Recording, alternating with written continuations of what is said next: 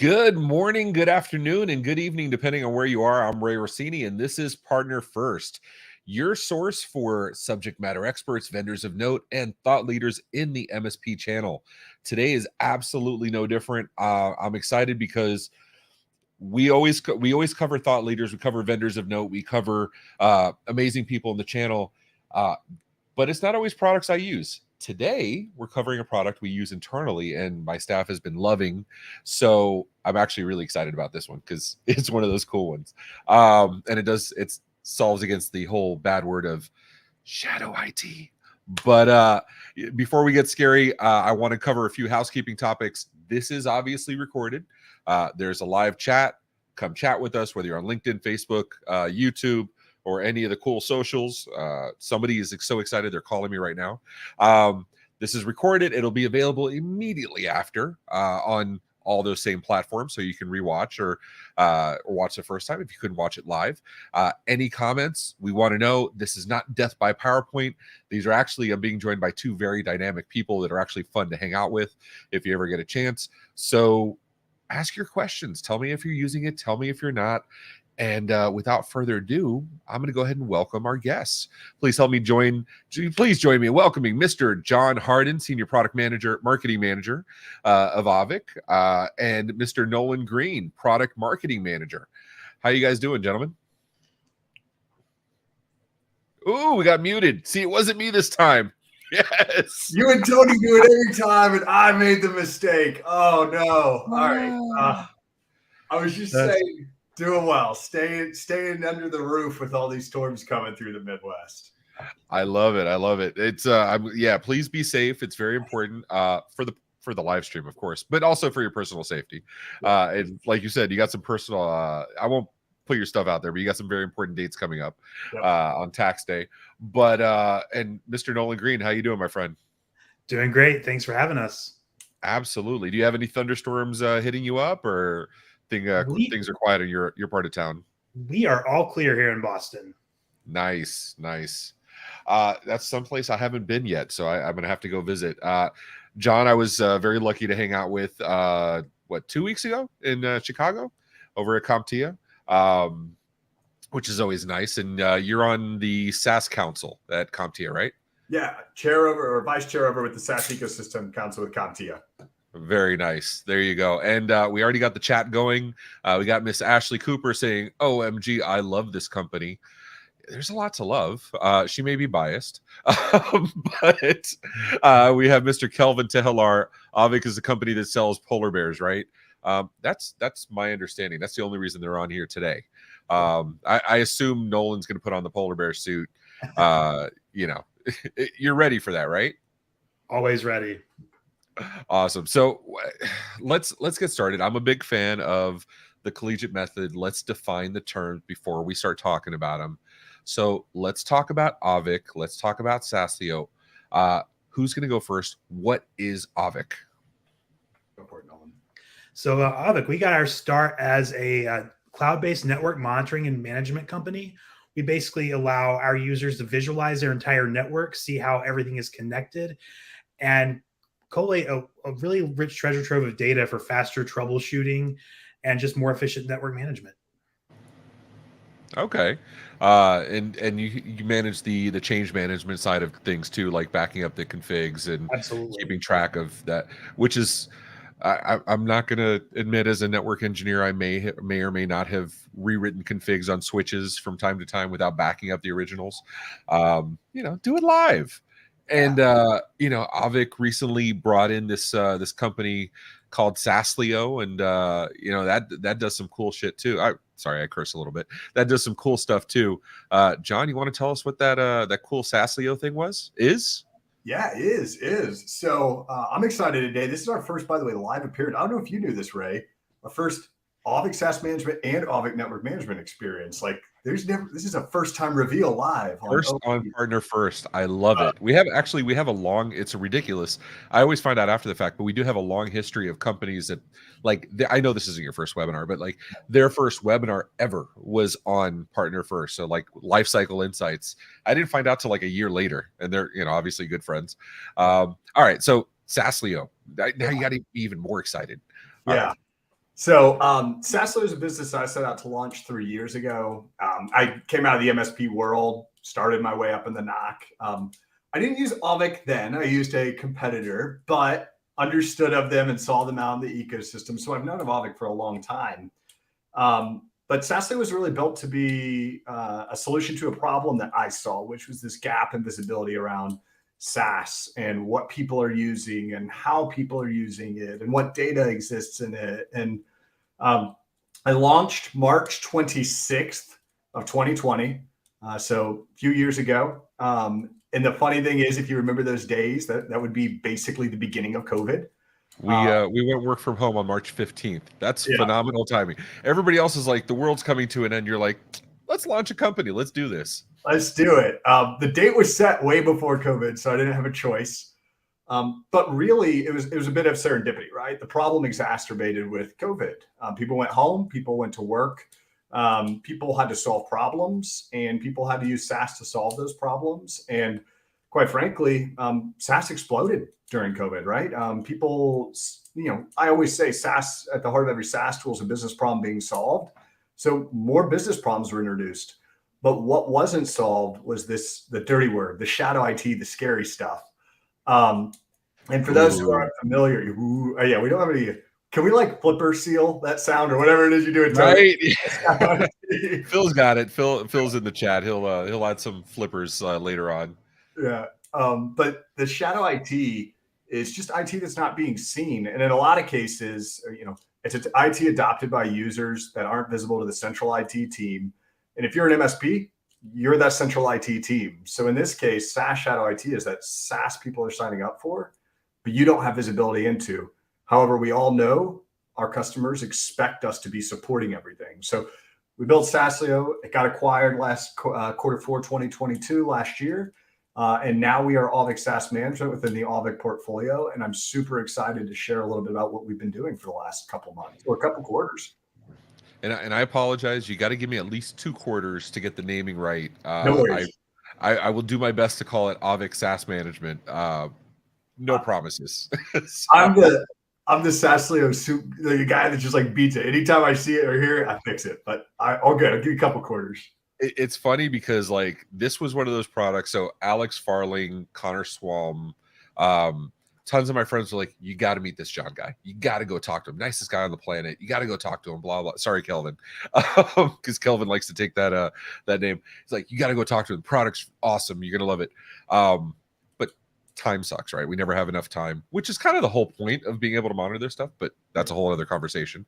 But finally, like when we got time, we got time to set things up and I gave it to my team to start trialing. Like, this is one of those, I give them stuff to look at, my poor team. I give them stuff to look at probably 2 or 3 times a week at least. And I'm like, do a full deep dive, give me your opinions, let me know what this looks like, blah, blah. But this was one where I was like, every day I was pinging Jack, who was overseeing this project. And I'm like, Jack, give me an update. What's going on? How are we looking? Like, and he's like, I got a call with these guys. And I was so excited about it because as a former MSP, like back in my days, MSP was so much easier because remove local admin privileges, lock down their ability to download stuff, and you're golden. Like you've solved 99% of stuff. Add email filtering, you're solid. You could completely suck at all of the security, but you're good on the desktop. And nowadays, like we have a good change management system, but everybody's distributed. All our apps are SaaS today. You know what I mean? And so like it's really cool. And then go back to the Auvik side. As a VoIP provider, we run a pretty decent sized infrastructure. It's a global infrastructure. Networking is kind of an important thing for us. So like, and honestly, you say networking, anything networking gets me excited. That's my happy place right there. So it's not as exciting as the insurance webinar. Sorry guys, but this is this is definitely one of my favorite topics. All right, so there is a PowerPoint. And again, guys, this is not death by PowerPoint. If you have questions, comments, I will absolutely interrupt these gentlemen and we can ask them live. And, within reason, most things are on the table. But the PowerPoint's also available for download. So don't worry about screenshots. Don't worry about anything like that. Simon will put a link up. He just did. You can download it. So don't sweat it. Dallin says block all non-VoIP traffic and be done with it. Also another awesome voice service provider. I agree with you, Dallin. Let's just kill all non-VoIP traffic and we're good. John, how does that sound to you? Nolan, that sounds like a good plan. Good plan. I came from the UC world. I always say just turn SIP ALG on and off and on and off and on and off. Yeah. Figure it out. It's like USB, right? USB A, you just this way doesn't work, this way doesn't work, this way works. It's like, yeah, you're good. We have Kelvin hot on a minute. I think John and I need to have a nice off. Ooh, that's actually not a bad idea. John, are you coming over to MSP GeekCon? That sounds very pleasant. You're right. I'm starting us here. I'm gonna be nice about this, but yes, okay. MSP GeekCon. I'm excited. Kelvin will be there, so that'll be a fun time. Okay, maybe we'll do a live stream of that. Who's the nicest person? Yeah. All right, so who's walking us through this though? Who's taking us through this presentation? Yeah, that would be me. All right, let's hear it, man. It's your show. Let's get started. Let's do this. Yeah. All right. So I think we've done the introductions pretty well. I'm just going to give a brief situational overview before heading into the product demo. And of course, we encourage your Q&A. We'll get to as much of it as we can today. So we've been through the introductions. So I'm just going to skip that part and head on into the presentation. You can't go past a lamb and a baby lamb and be like, oh yeah, we're gonna skip past that part. What was that? Oh, it's a polar bear. Okay, so does the polar bear have a name? Because I saw Ashley's comment about Nanook being into it for polar bear, but is that the name or? That is the name. Yeah, Ashley was spot on. Nanook is our mascot. Nice. Our long-standing polar bear mascot, and if you encounter Auvik at any event, we like to give away baby Nanooks. So yeah, I'm gonna need to grab one for my my Hall of Fame shelf behind me. Put them next to Cloudy. All right. Yeah, we'll hook you up. I think we've given away I asked one day because that polar bear. I've been behind the booth. People just love it. Yes. We have to have given away 10,000 plus of these things. I've got some up here if you can barely see it, but people love the polar bear. Well, and I loved at Write a Boom, was it? I forgot what conference it was. It was Write a Boom, or it was one of those where people are dying to put on the polar bear head. It's I can't imagine how many people have put that head on. And yes, Matt Rose, yes, I said baby lamb. He passed by it like this. I whatever. Anyway, Matt Rose out of Central Florida. But having seen other costumes, and I used to do Santa when I was younger, I'd do it regularly for a children's home and stuff. You generally don't want to put on suits other people have had on. They get hot, they get sweaty, not a fun time. I have one. If people ask nice enough, we might break it out by the end. But that's a big ask. We got good questions. There you go. Keep the questions coming so we can break out his polar bear suit.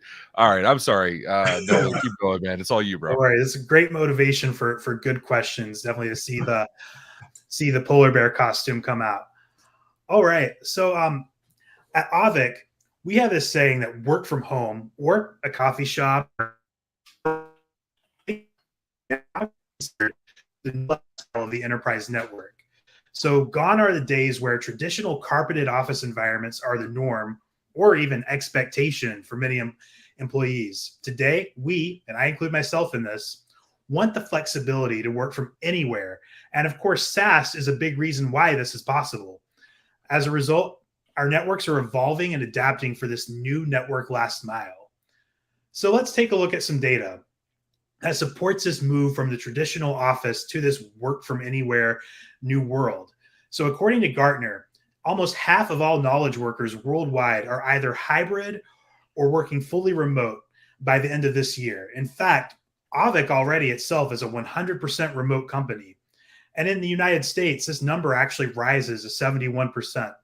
Since 2020, there's been a massive surge in the number of hybrid workers, of course, because of the COVID phenomena we talked about.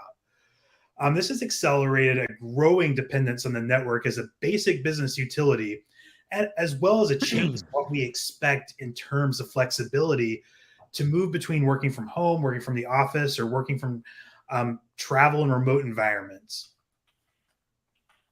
And even though hybrid work had already been increasing prior to COVID-19, 45% of companies that IDC surveyed in late 2021 indicated that they are concerned about their ability to support the hybrid workplace due to staffing concerns, as well as the dramatic uptick in support requirements that's been brought on by this new reality. And it's no surprise that many network operations teams report that applications are at the root of many complex network service issues, something that Auvik expects to see even more of in the very near future.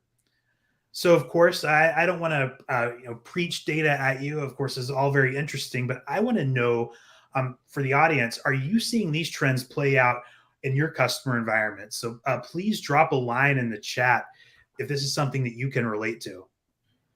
I mean, this is like, that was one of the hard parts about going fully remote. We decided March 15th to go fully remote in 2020. And we, back then, about 90% of our company was all in one office. We had some people in Pittsburgh. We have some Miami devs that work from home because they wanted to, but most people were here in the building I'm in now. And we sent everybody home. And one of the things we didn't account for is now you have 50 different networks. You have like all these different things you're accounting for. And, back, the MSP clients had the same challenges. It's funny, we talk about this on MSP Dispatch, but you have Zuckerberg, you have Musk telling people come back to the office, but that's not what the rest of the world is doing. A lot of the rest of the world is still doing fully remote, or at least hybrid, right? I think you're kind of underplaying a little bit, Nolan, saying, it's a concern. It's a terror. It's a nightmare. You know what I mean? How many little, Netgear 5-port, 8-port switches do you have to support at people's homes? You know what I mean? Like, yes, this is a problem. I can only imagine the stories, especially in the sales process, like the stories the MSPs come to. I have these challenges. These are driving me nuts. How can you help me? Do you have any of those? Like, I know I'm putting you on the spot. I'm sorry, but do you have like any of those off the top of your head where like these are challenges and you're like, Auvik can do this. We got you. Yeah, absolutely. I mean, I think you're spot on in talking to the trends that now we're discovering all these additional networks connected to our overall landscape. And one great thing about Auvik is that we see all those IP connected devices, whether it's those consumer grade switches or a random IoT device like a smart home appliance. And just knowing that, just having that bigger picture of the environment is key to making sure that the network is performing optimally in this very still uncertain time. I think from my, I agree there, right? I know the trends are there. I think from a story side, my favorite has to be I heard an overheard story, at least with one of the sales guys, where at home in a loop back device in his own internal network. I'm going to plug in a switch. I'm going to solve my own problem. Listen, that's redundancy, sir. I don't know what you're talking about. I have full speed in loopback. I mean, anybody who's done this, not going to say certain people have done this. Anybody who's done this knows all the lights go pretty blinky. So for Christmas time, that's actually not bad, right? Christmas loopback. I think that's a good holiday. Yes. Yeah. Speaking of Christmas time, I have, for those with like small kids and stuff, I have a 9-year-old about to be 10, but like one of the challenges is always getting them off the devices. And with, and I have PF Sense at home, and I, have done he has his own VLAN where I control access time. I didn't realize I can just plug the switch into itself. That'll kill the whole network. Problem solved. We can have dinner in peace. Yeah. I might use that. So. Well, I get I know that routers nowadays you can do password protect for two different networks for like kids. Like a lot of routers, they come with that configuration. Loopback device. No, back in my day, it was my dad would yell at me and that's the end of it. But also back in my day, it took 45 seconds for dial-up to get online to begin with. So, that's a whole other conversation. We'll save for another day. I'm sorry, Nolan. Didn't mean to derail you, man. No worries. No, this is great. All right.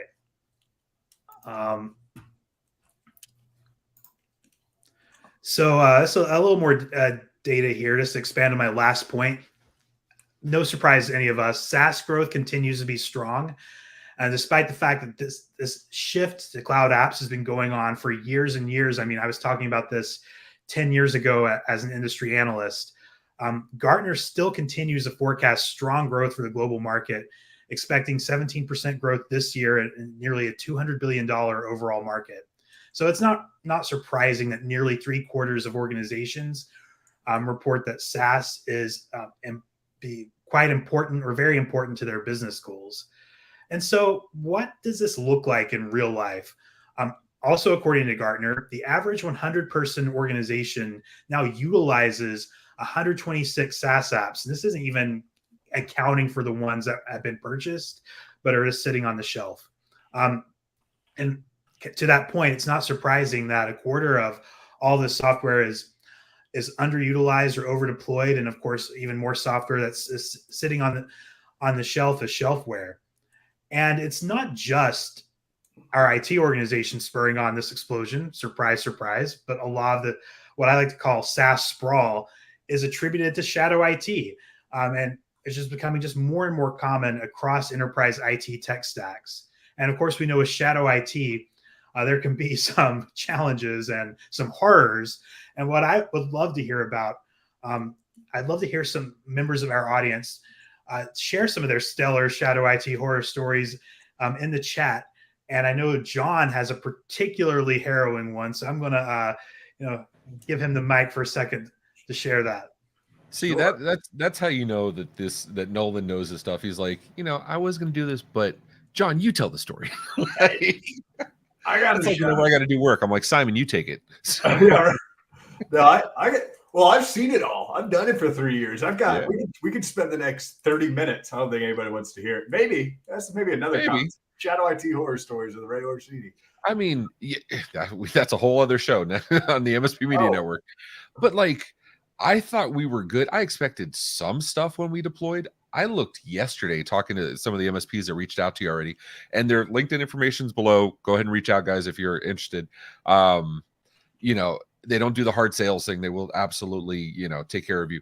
But I was talking to MSPs last night, some buddies of mine, including Kelvin and others, and I'm like, this is what it looks like. And I was showing screenshots of mine. I'm like, damn, I don't know that website. What is that?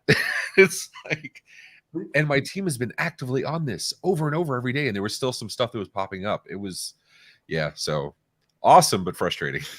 Yeah. I think from my side, what I've always found, I've kind of distilled it, by the way, down to two ways shadow IT coming to companies. So you can walk away with a little wisdom today, or prove me wrong. I'm like, put it in chat if I'm wrong, but I've decided that shadow IT comes in two ways. It is either an employee trying to solve a net new business problem, right? Like I always say nobody just signs up for Dropbox for fun. Nobody just does that. Not the people I spend time with. Let me just put it that way. Speak for yourself, sir. Okay. How I spend my weekends. Signing up for SaaS. But they're trying to solve a problem. So they sign up for Dropbox. They're trying to get a file over or whatever it might be. But nobody just does it for fun. So the first case is solving a net new business problem. And the second case is very similar. It's solving a business problem that they didn't know there was a tool already to solve.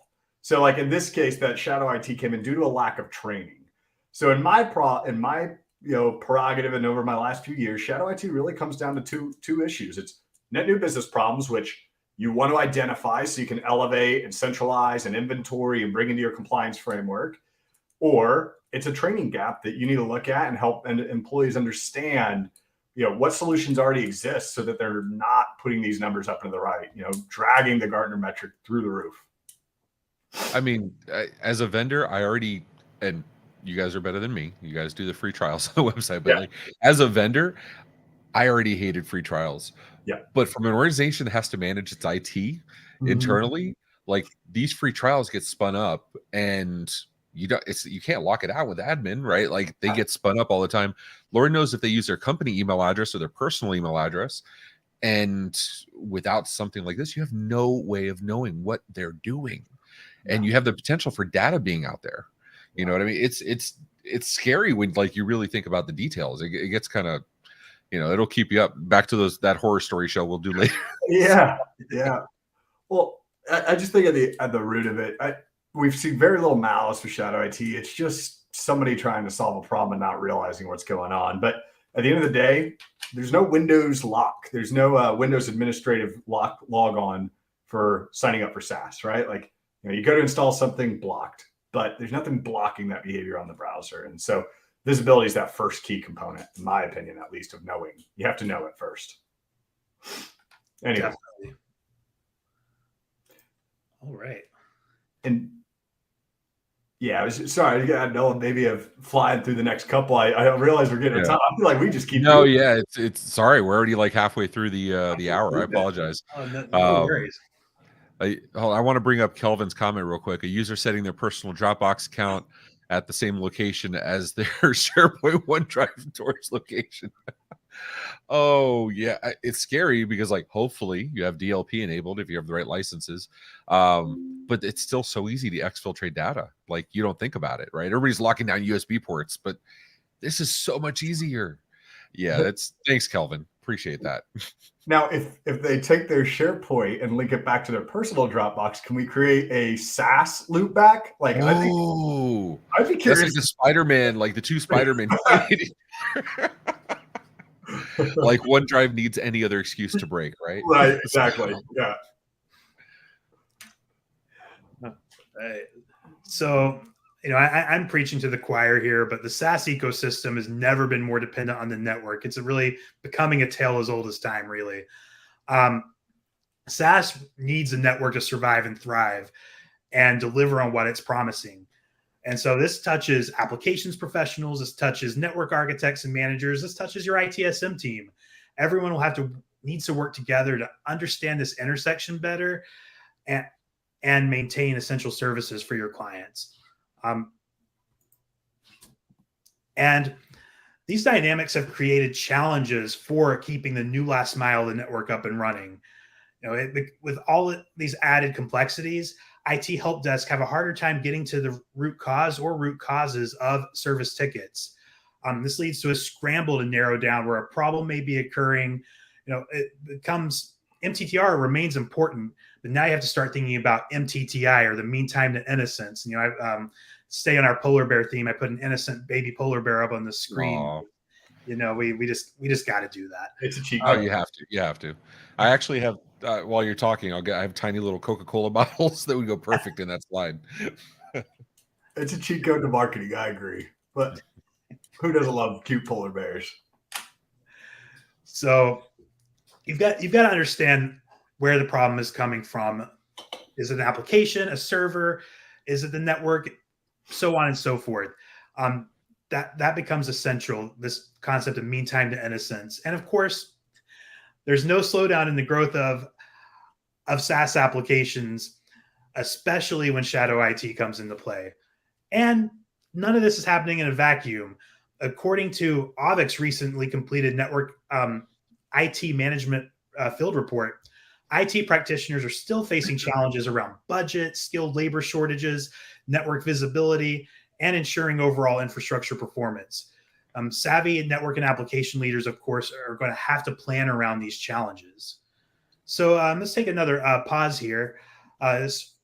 Love some more audience feedback. What are some of the challenges facing your organization, especially with regard to networked applications? Is it what you see on the screen, these broader IT challenges, or are they more granular and specific? And of course, Ray, I definitely want to get your insight on this as well. I don't know what you're talking about. As an MSP, I never had a challenge ever. It was easy, man. No, I'm kidding. So it's funny. Alex Farling and we get asked often, like, if you were starting an MSP today, what would you do? And my answer is always the same. I wouldn't. My hat's off to the MSPs. You guys have so much hard work. It is ridiculous. But like, I've been hit by every single one of these, right? Like, because it used to be back in the day, you just threw a lot of money at something and you could pretty much cover your bases, right? Nowadays, like even an unlimited or quote unquote unlimited budget isn't enough. Doesn't mean the prices don't keep going up, but it's there. And then don't get me started on the shortage of skilled professionals. That was one of the unintended benefits, where we started hiring remotely and now we have employees all over the world. We can just get the best person possible. It's still it's still a negotiation game, but we can get the best employees anywhere. But for like the MSPs I talk to that are hiring locally, it's tough. Yeah. And network visibility and security, those are just the banes of my existence. Those are my boogeymen right there. Those two.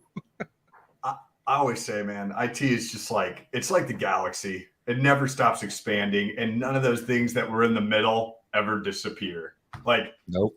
Next 5 years from now, all the things we're dealing with today will still exist, and we'll just have 5 more years worth of things to go solve.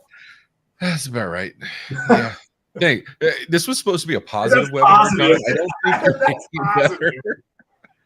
Nolan, you do this stuff with John, like you let him come on and like scare the crap out of everybody. It's not even October, dude. Yeah, I know. Yeah, that's his job, really. He's got to help us scary. But and I take us out of this nightmare story. And I know we are going to cover a little bit of demo, guys. So those of you that want to see the platforms, we're absolutely going to do that. Being respectful of your time. If we can't cover everything today, we'll just do another one. But go ahead, Nolan. I want to give you your time, man. That sounds good. We love to spend time here. So, of course, I'm not telling you anything that you don't already think about day in and day out. But we ultimately want to ensure that our networks are resilient, that they provide maximum uptime, because these devices, we're going to continue to have more network devices, more endpoint devices, and more sophisticated SaaS environments. And understanding how the applications intersect with all of this is just more and more critical every day. So how are they consuming bandwidth? What are their usage patterns on the network? Which applications are materially impacting network performance and capacity? So IT teams need visibility and insight into both the network and applications to be armed for the fastest possible troubleshooting, as well as looking forward, proactive capacity and strategy planning. And I promise this is our last bar chart, but just don't just take our word for it. Customers expect and demand that their MSPs help them navigate this new landscape. We find this to consistently be true across all the latest trend reports coming out from CompTIA, for example. Not only are IT teams crunched with all these competing demands, but they're being pressured for many types of solutions that maybe didn't exist, that they didn't think about before, didn't exist before, and they're asking their MSPs to provide them with these solutions. And probably not a surprise to anyone here today, but just behind the usual suspects for most requested services of cybersecurity, storage, and data analytics are SaaS application management and remote network monitoring and management, which luckily is what we do here at Auvik. Now try saying that 10 times fast. Yeah. And so this actually brings me to the end of the kind of background presentation. But to reiterate, your SaaS ecosystem has never been more dependent on the network, and the reverse is also true. So I'm going to hand it over to John Harden to talk more about the SaaS side of things. And, because we're a full service production network, we have our OneDrive, SharePoint, Dropbox sync finger pointing. So. I like it. This is full speed beam generation. And now a need to keep up. All right. So they MSPs love demos. They love seeing the actual platform, right? Like, don't get me wrong, I love stats. I'm a stat search, but we want to see like what this stuff is. Simon, can you bring this up? Because it's crazy to get excited about software, but I get excited about software. Yeah, absolutely. Yeah, I'm excited, obviously, to talk about it. I'm super passionate. If you ever catch me, post nice off. Let's chat about it, right? I'm in. I'm excited to talk. I'm also very interested to see if Kelvin and I can have a nice off. I don't know what. We're doing it. We're already doing a tech bar at MSP Geek Con, May 21 through 23rd. Get your tickets. But we're already doing a tech bar, so we'll have the two of you on. We'll do a nice off. It'd be funny to watch you two compete nicely. Like that's. Yeah, we're gonna jump straight to. We're gonna see who can be nicer.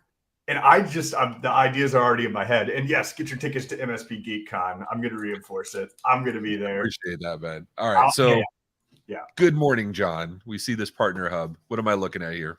Yeah. So, the platform was built multi-tenant. So we're looking at our multi-tenant hub here, right? Like we're looking directly live at what you would see if you had deployed this out in your environment. The platform itself is kind of, quite frankly, I don't know, Ray, maybe you can validate it. Pretty simple to roll out. It is, yeah. You just push it. I say that as having done none of the work.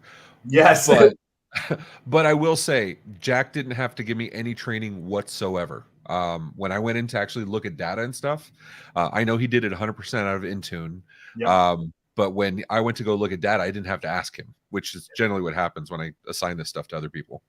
Hey, our claim to fame, 30 minutes or less. You can get it out, sit, and as I like to say, sit back and just enjoy the data. And that sounds like that's what you get to do at least. Oh yeah. No, actually, going back on it, I remember Jack was telling me I think I did it wrong because I deployed it too quickly. So Yeah. yeah.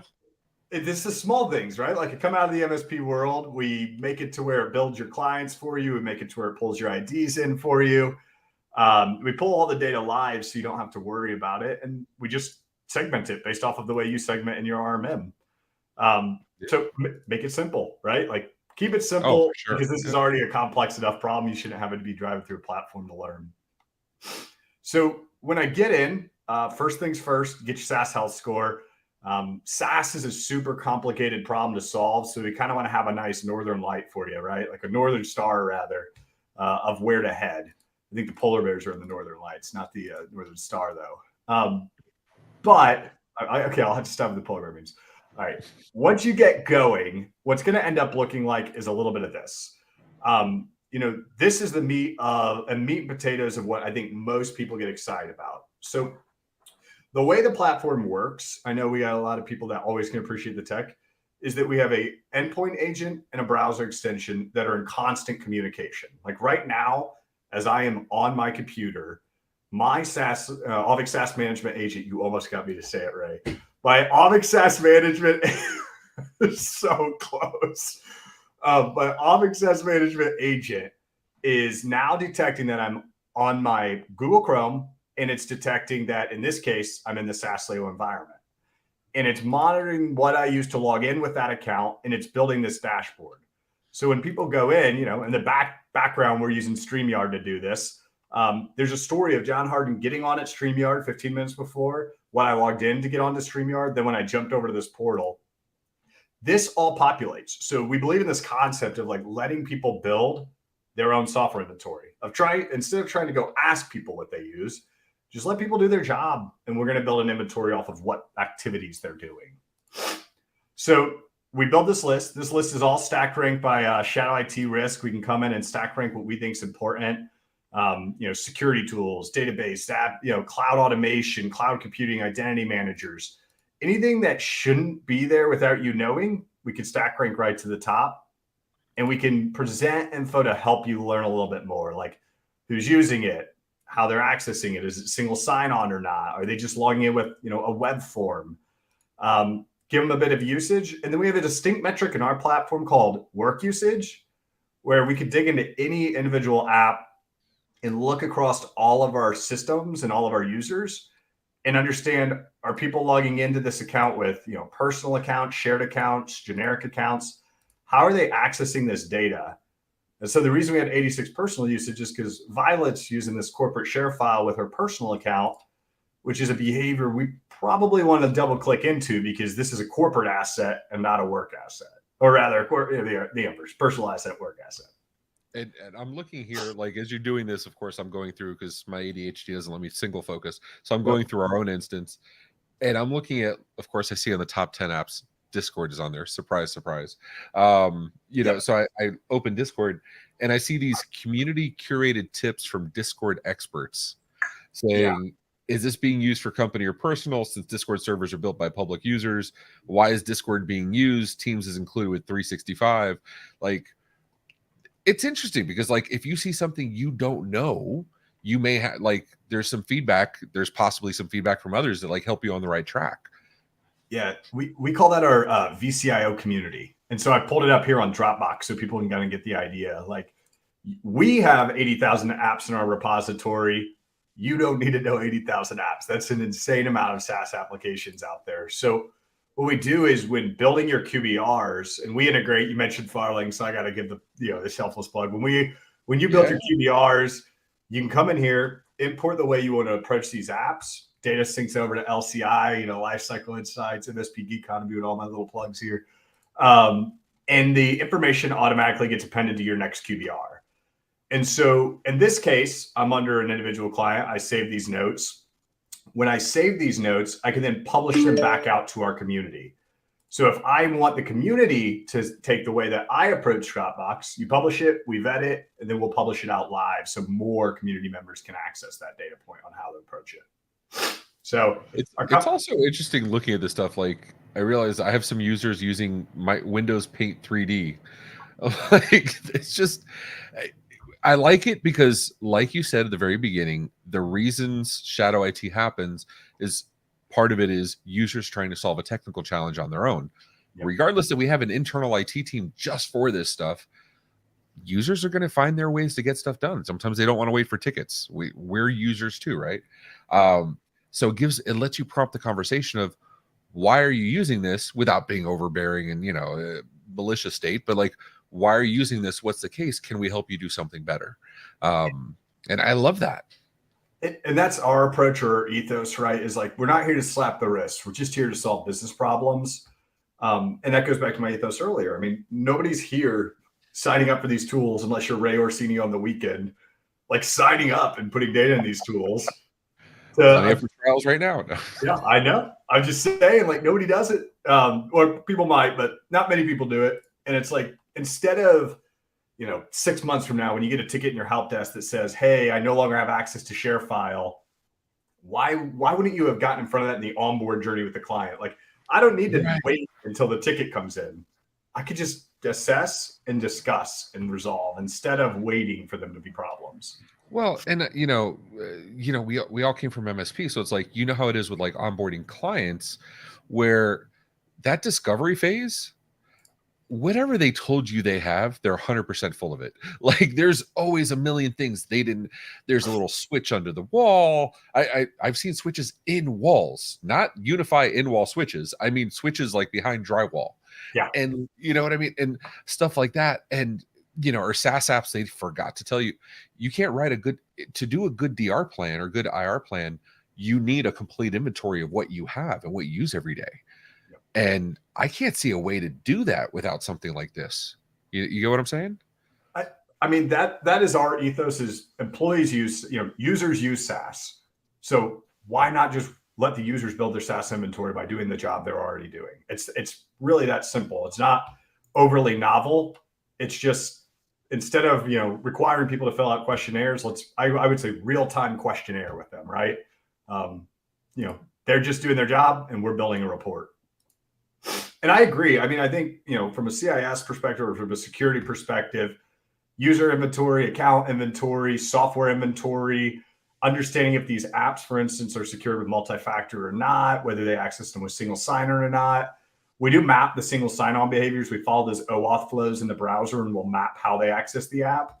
And we'll export that out in a nice report for you. But being cognizant of time, I'll show one of my favorite reports, and then I'll kind of open it back to a Q&A, and we can flip the script back around. My favorite report is, just like we rely on employees to build the software inventory. As a tech, I would have loved this, by the way. We rely on our employees to build their offboard checklist.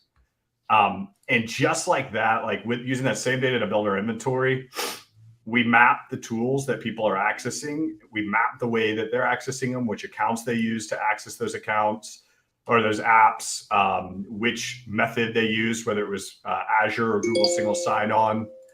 We do, furthermore, allow you to assign which apps are managed by you. So Intercom, My Order Guru, Simply, Adobe Sign are all managed by the MSP in this case. And then the list of all the remaining shadow IT. And so we get to assign what I like to kind of call a line of demarc. Like, I offboard we've all dealt with that. Like, an employee employee's got to be let go. Ticket comes in from the owner. Hey, we're letting go of the VP of sales. What were they accessing? You have an inventory to build and share, but you also have a line of where you start and stop. And I think that's one of the most important things. I think you're grossly overcomplicating this. Every MSP client I ever had, every user had everything saved in their password manager app, and everything was saved in their documentation platform. There was never anything they were accessing that we didn't have access to. I think you're full of it. I'm being incredibly sarcastic, by the way, for anybody watching. It's a joke. But yeah, I mean, I would have loved this. I absolutely would. Dude, where were you like 10 years ago, man? Come on. I was in the MSP. I was learning that this was a problem. 10 years ago, I think it's around the exact same time, Salesforce decided to put that Ghostbuster no software logo and spur this whole dang thing on. Yeah. So, So this is all thanks to Mark Benioff, is what you're saying. yeah, we're blaming Mark Okay. Benioff live. No, but it's obviously no blame, but it's just a problem that needs solved. And I think that fundamentally, like the endpoint management tools that exist are great for doing inventory on the endpoint, but the challenge isn't the endpoint anymore. It's that the minute that user clicks into the browser, and employees spend all day in the browser now. So why not do some monitoring and management from that perspective? So yeah, agreed 100%.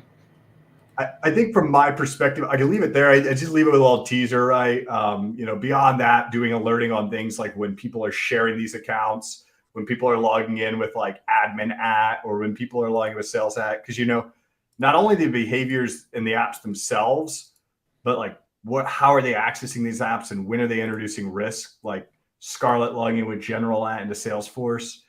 I have deployed so many cases where I'll see, sites or silos where everybody shares their own signed up Gmail account. 10 people share a Gmail account because they want access to something. So they sign up for it outside their 365 domain.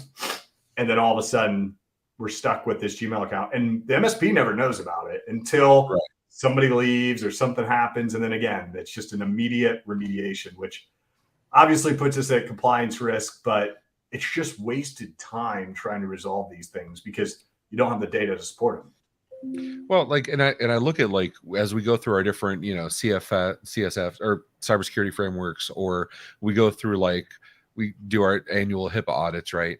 I can't imagine we had to do this. I mean, obviously before we had Auvik SaaS management, sorry, we had to do this, but it was 1,000 times harder, and I guarantee we missed stuff. And so this go round. We just happened to be implementing this just before we did our regular audit with the compliancy group, and Jack was like, "This is fantastic." Export done. It was awesome.